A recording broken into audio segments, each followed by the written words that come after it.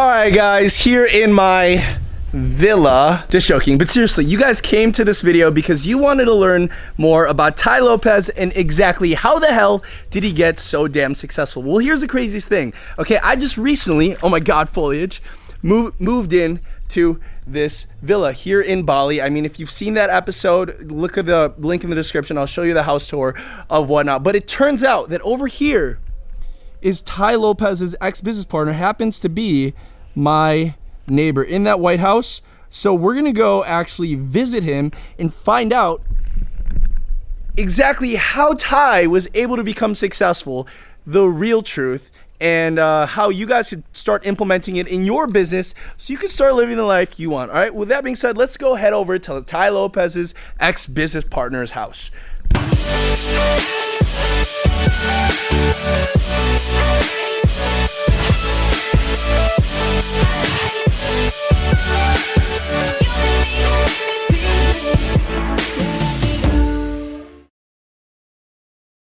All right, guys, so like I said, Tai Lopez's ex-business partner is my neighbor, so we're gonna go get there the best way to get there here in Bali. Not a car, but from one of the mopeds, which is gonna be pretty lit because of the fact that we are gonna get to the bottom of exactly how this guy got so damn successful. So all right, guys, let's go.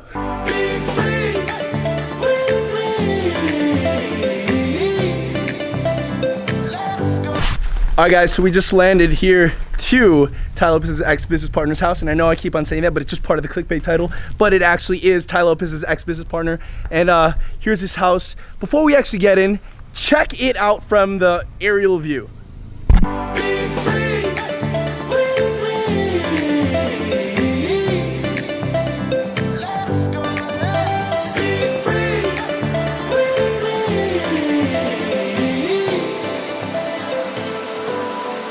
So we gotta find out if he's home first. We're gonna knock on the door like any other good Samaritan would do. And this is gonna be so funny, guys, because like I said, man, success leaves clues. And if you figure out what other people have done right, then you could kind of cut yourself the time and the effort in actually getting to where the hell it is that you wanna go. All right, man, here he is. Looks, oh my, look, people are already here. Let's go knock on the door, see how it is. Oh, hey, man. How's it going? It's good. Come on in, man. Power bomb. Nice place. Yo, guys, more B-roll.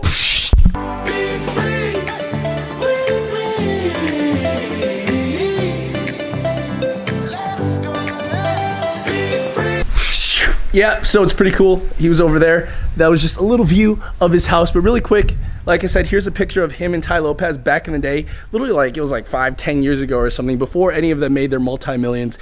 Fun fact, the guy that I'm about to interview is also just as successful as Tai Lopez. Literally makes like, I think, $1 million a month or something like that. I don't know, it's pretty ridiculous. But I'm pretty excited for today because of the fact that I'm gonna twist his arm and he's gonna tell the entire background story on how the hell Tai Lopez became what it is and the future projects that we have here in Bali, Indonesia. Stay tuned.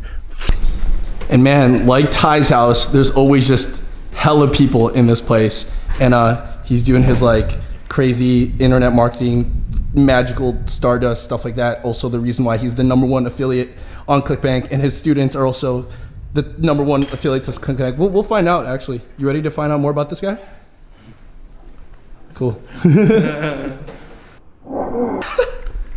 All right, guys, so I am actually sitting here in Bali, Indonesia with Tai Lopez's ex-business partner, Gary Kramer. What you guys don't understand, right, is Gary Kramer is also the #1 affiliate on ClickBank, and as well as, dude, some of his students have generated, like, how much do your students make on a daily basis? I mean, some of my top students are generating $20,000 a day or more, some of them. Yeah, that's insane, guys. So obviously, you know, it's crazy. And here's the thing, okay? Before he was all this, because a lot of people will look at him and be like, oh man, not only is he making a lot of money, his students is making a lot of money.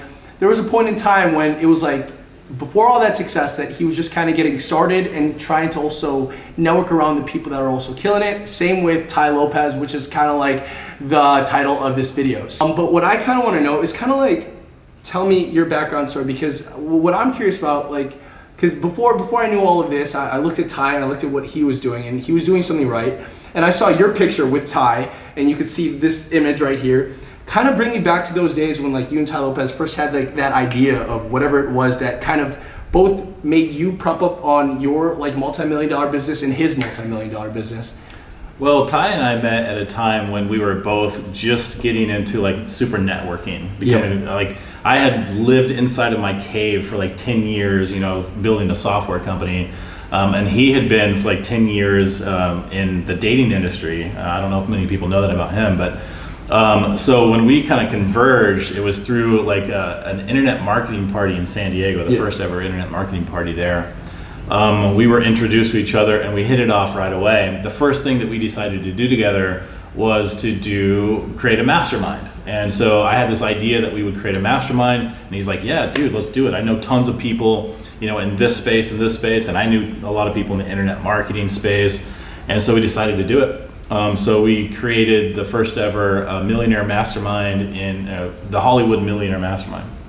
And we ended up building that up from about 20 or 30 millionaires and successful, well-known people, from authors like the author of The Game to some of the creators of like some of the biggest like Tinder, like kind of dating platforms, Grindr, that guy was there. You know, and we had guys that were doing as much as like $100 million a year from the finance industry.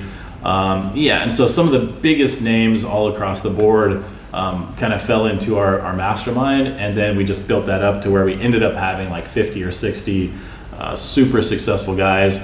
And then Ty and I both, you know, the one thing about, I mean, everybody should be doing a mastermind. If you haven't done masterminding yourself, you should definitely be part of one. And if you can't find one that's suitable for you, then create your own mastermind. Really, you only need like 5 or 10 people you know, that you can bring to the room that are like-minded, and you can leverage off of those people. So Ty and I learned that together, you know, the power of leveraging. But also, if you throw a mastermind yourself, well, you know, if you attend a mastermind, you're one of, say, 12 people. Yeah.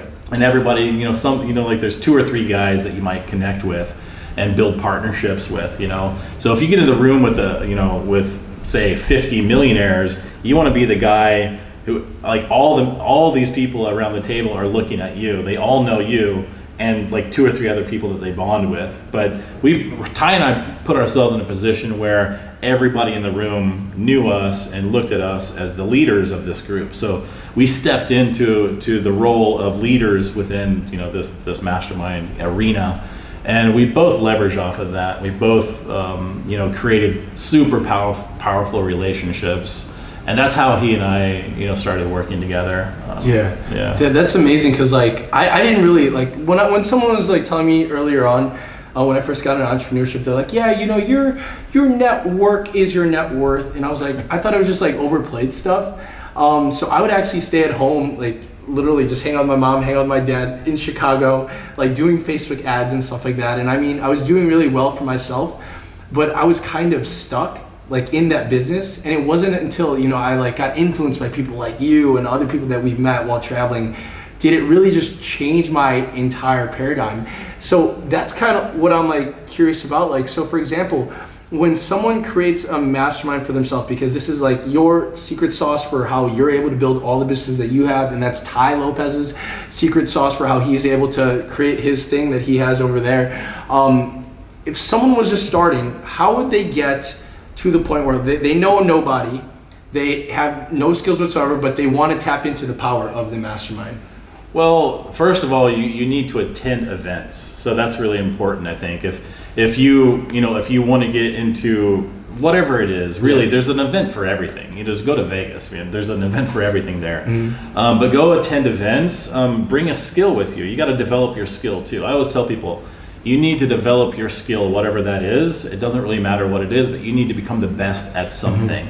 And then when you do, and it's something valuable too, something that you can bring real value to people, whether it's, you know, like our cameraman here, you know, who's great at, you know, doing these video shoots and stuff, he becomes this, he has a skill set that people need, you know, and if it's marketing, whatever that is, but you got to pick something, and then you got to go where there's other people that are more successful than you, you know, people who are ahead of you, and then you got to tap into those people. And you got to understand another thing too. Everybody wants to level up. Everyone. So your job, I mean, if you're doing a mastermind, you know, the challenge is to attract the best people. Like you want to attract people that are gonna lift you up. And the only way to do that is to get one person who's, you know, the highest level guy that you can bring into the room, and then leverage off of him. So, what we did, I think, for our first mastermind is we got the creator of like 99 Designs, Matt Mikowitz. He's like worth $100 million. You know, super successful. I think he's a millionaire at 16. He sold his company. I think he sold 99 Designs for like 35 million or something that year. He was on the cover of Forbes magazine, I think, as like the top 30 under the age of 30 millionaires or something. He was on the cover of the magazine, I think. So we used that to bring in 3 more guys that we just told them, you know, like, hey, you know, we're gonna have Matt there, Ty and I are gonna be there, and we have these 3 or 4 other, like, you know, successful guys. And then we leveraged those 5 guys to bring in 5 or 10 more guys at the same level. And we made sure that we were really careful that we only brought people in that were at the highest level. And then it just snowballs into the next thing you know, we have like one of the most sought after masterminds in the world, you know, because everybody in there, they're all like authors or well-known, famous. We had like the creator of MySpace was there.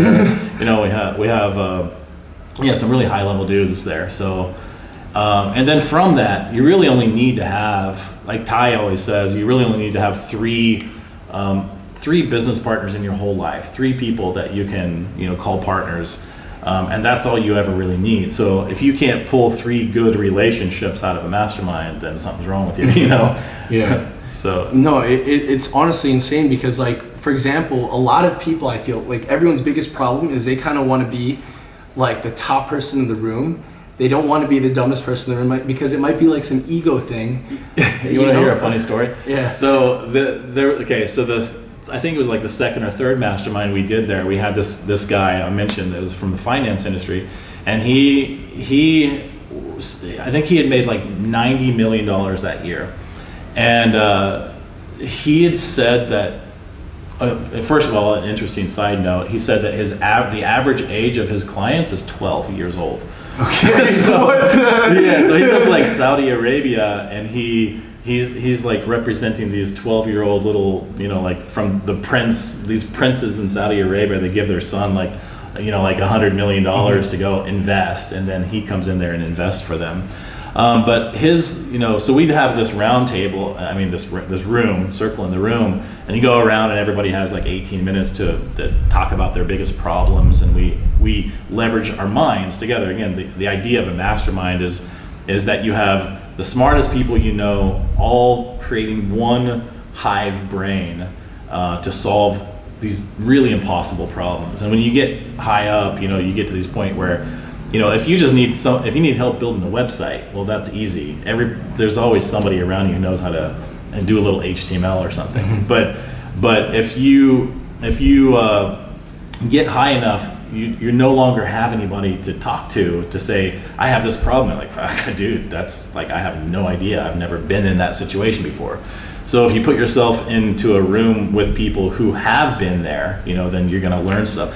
He said that his biggest problem was just trying to break that $100 million a year mark. And we're like, dude, is that even a problem?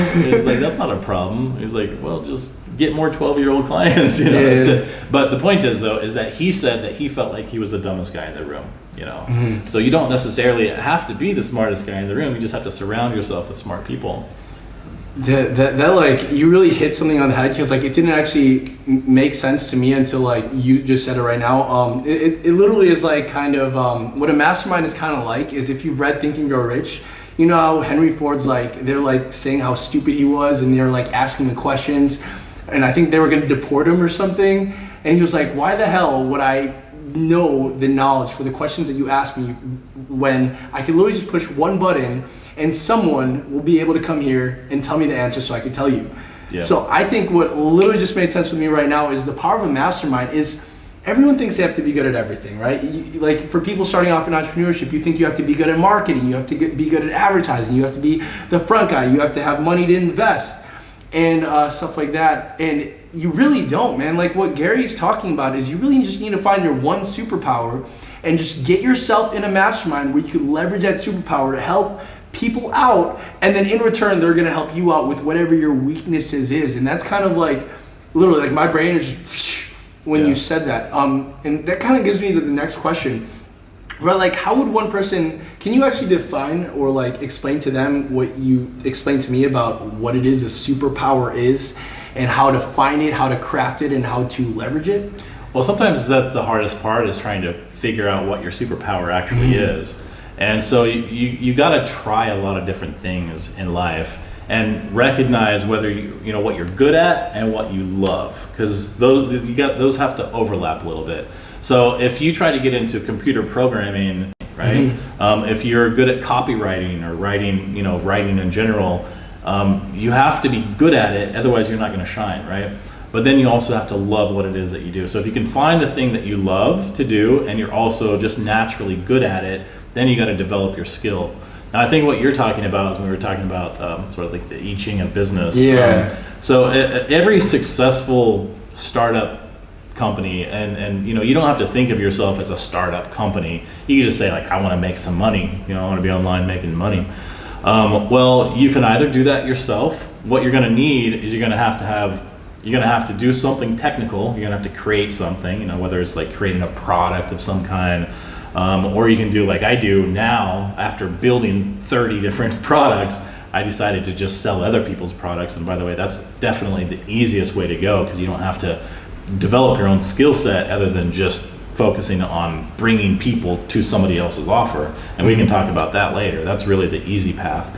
But otherwise, if you want to start your own startup or something, or a business that can make money online, you need to have a technician, and you need to have a visionary, somebody that has the great idea, the big idea, and you need to have a marketer, or what some people would call like this rock star personality, kind of like you, who everybody listens to. You just get up on stage and just talk, and everybody listens. But in the internet world, though, that's really a marketer. It's somebody who knows how to make the blowhorn, put the blowhorn out there and attract customers, right?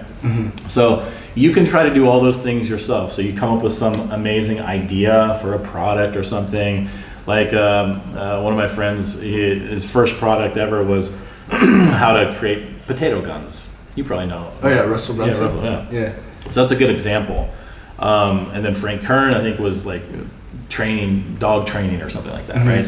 So you find something that you have a skill or some knowledge around, and you want to build a product around that. Well, you can do it all yourself. You can have the idea, and then you can write the book, or you can have the idea and build the program, whatever that is, whether it's an app or something, and then you need to be able to market it, right? So those are the three primary keys to having a successful business. So if you can't do all those things yourself, which will take a lot of time to develop, then you can just, again, this word that keeps popping up in this interview is leverage. Leverage is one of those things you got to learn, man, because leverage is a super powerful thing. Once you learn how to leverage, I'm talking about leveraging your skill, leveraging your talents, or leveraging other people, then that's there's a lever, the power of a lever. You can lift up something that your body can otherwise not lift up. You can't do it on your own, but when you leverage something, when you use a lever, you can lift up 1,000 pounds instead of 100 pounds because of the power of leverage. It's the same way in business. If you find somebody, if you can use some kind of leverage, again, like your leverage might be that you have a big audience on social media, and you can use that to your advantage, or leverage that to your advantage to get into the room with other people that otherwise might not give you the time of day. If you're really good at copywriting or programming or something like that, you can use that to leverage your way into relationships, into situations.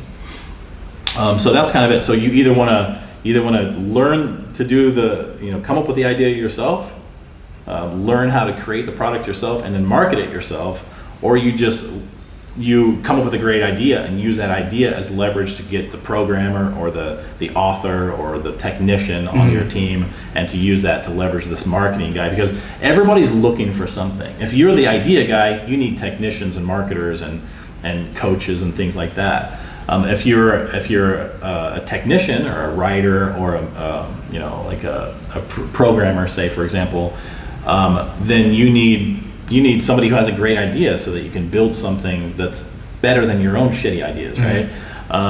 You know, if you're a marketer, you need the greatest product on the planet to market, and you're tired of promoting things that don't really work. So everybody needs somebody, and you got to identify, who am I? What do I have to bring to the table?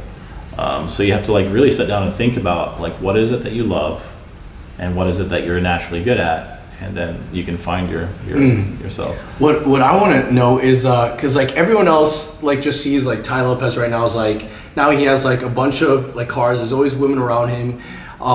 But no one sees like the leverage that he did, the little steps of leverage that he got to where he was. And I think it's really cool seeing it from your perspective, because you kind of knew him when he was just like some guy with like glasses and like greasy hair, right? Like, can you tell everyone what it was like just seeing him use that power of leverage that you were talking about from when he didn't have, for example, when he just started off with the dating like website? How did he leverage the dating website to start and then the Lamborghini video, and then like everything else that he has now? Well, I can tell you a few things, I suppose. Well, for one thing, he's probably the best at leverage of anybody else that I know. I mean, he's exceptionally good at it. He and I both, you know, created this mastermind, and it came about because we both have this understanding of mastering leverage. He's really, really good at it. He's very smart. So when he created his, I don't know, I'm sure you've seen, probably everybody here has seen his video where he's like, here in my garage, you know what I like more than material things is knowledge, right? Well, he leveraged this car that was behind him. He did have a Ferrari before that video was ever shot. He got rid of that, and he had a Maserati before. It's not like, you know, we, you know, either one of us didn't already have money. We did. But at that point, he got that car behind him for this video. And we were talking about it before, like as he was shooting this thing, and we were like, man, that's you know, you sure that's a good idea to get a car, you know, to buy a car just for the video? And he's like, yeah, trust me, man. Like within 2 weeks, this car will pay for itself. And within 2 weeks, I mean, he made tens of millions of dollars off of that video. So he leveraged the car to elevate his status, which was necessary in order to have a successful launch. I mean, he drove over 60 million people to his sales page off of a fucking ad on YouTube. Sorry, bleep. But he did. I mean, it just blows my mind that he used a main platform like YouTube to launch his make money product. That's insane. Nobody had ever done that before. So he leveraged that. Now the next thing that he did as far as leverage goes is he leveraged this audience that he purchased. So he told me he came down a couple weeks after. He came to San Diego. I was living in San Diego. I'm in Bali now. And he was in Hollywood, so he come down and we hang out in San Diego a lot, go to the movies and hang out. He came down and driving this red Ferrari. This is after the black Lamborghini, so he just purchased the red Ferrari after that.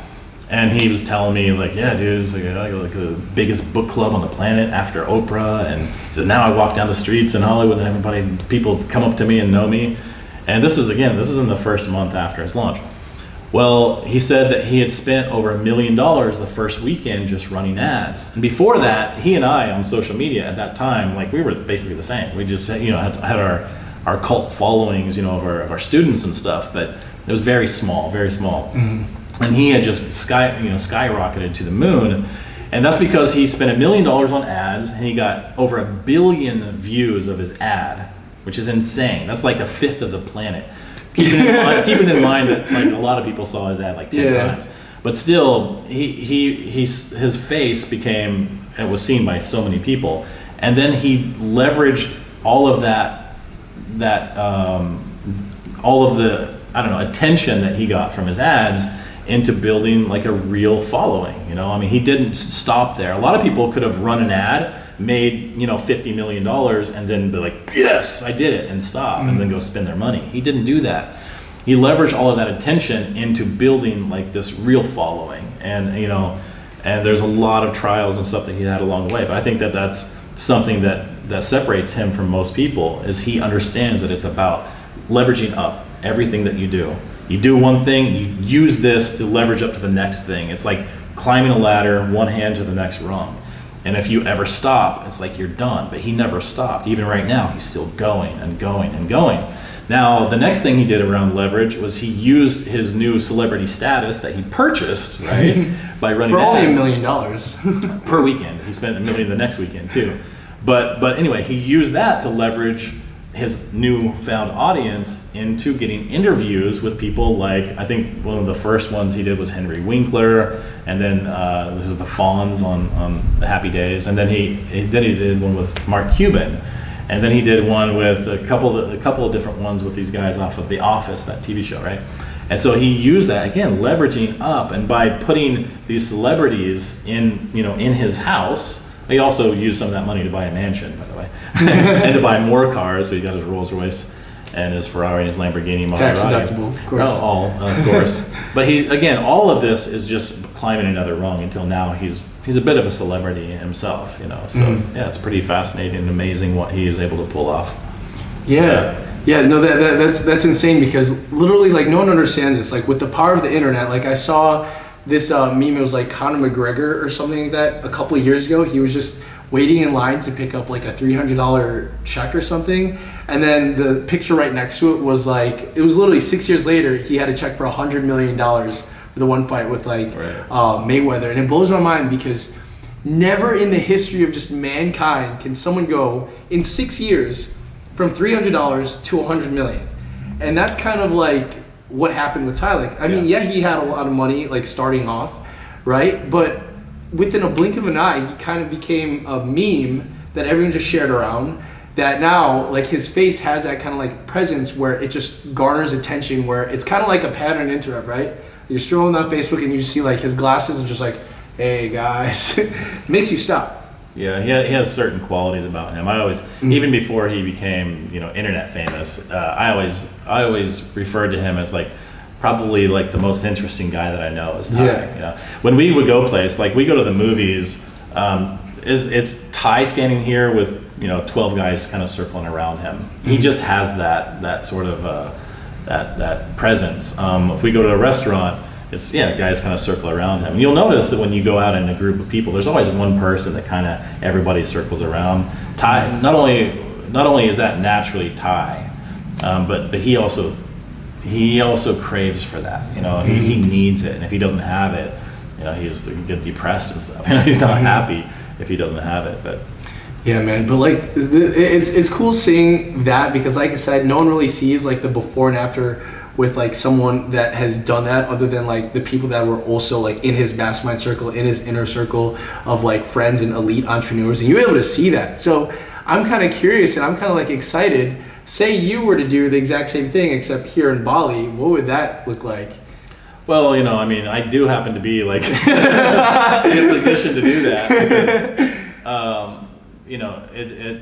I'm observant, so I see things that work, and I want to kind of like try it myself. I just want to do it better than the next, the last guy. I happen to be like like you mentioned earlier, like the #1 super affiliate in the world, and that's come through running ads. So Ty and I share a skill set, and that's being really good at running ads. So if I wanted to try to emulate what Ty has done, it would start out by really just running a bunch of ads and getting 1 million followers on social media, which you can do overnight, as Ty has proven. So, and then just then it just really comes down to how entertaining are you to your audience and stuff. So, and giving somebody some 80% entertainment value, and then just giving people like real value, something to come check out and learn from, so that they can elevate themselves up.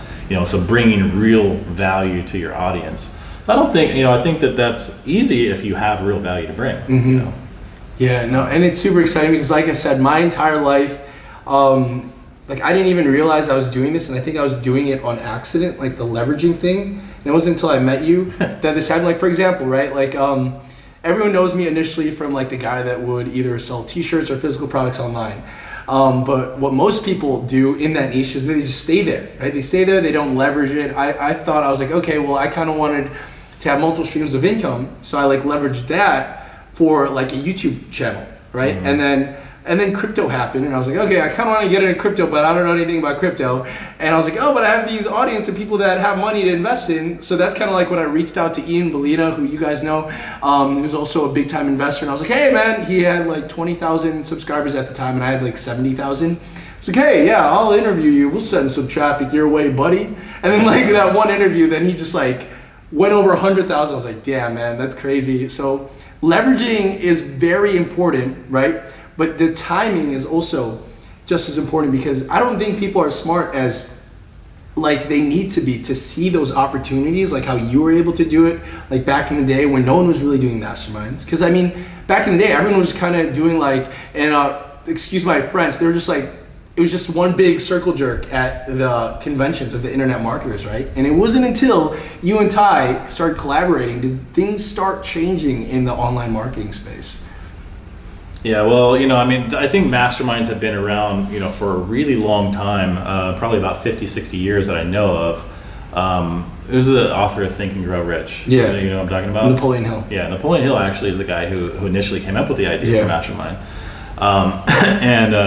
Yeah, so I mean, they've been going on for a long time, but like, you know, they're definitely a super power tool that people can use.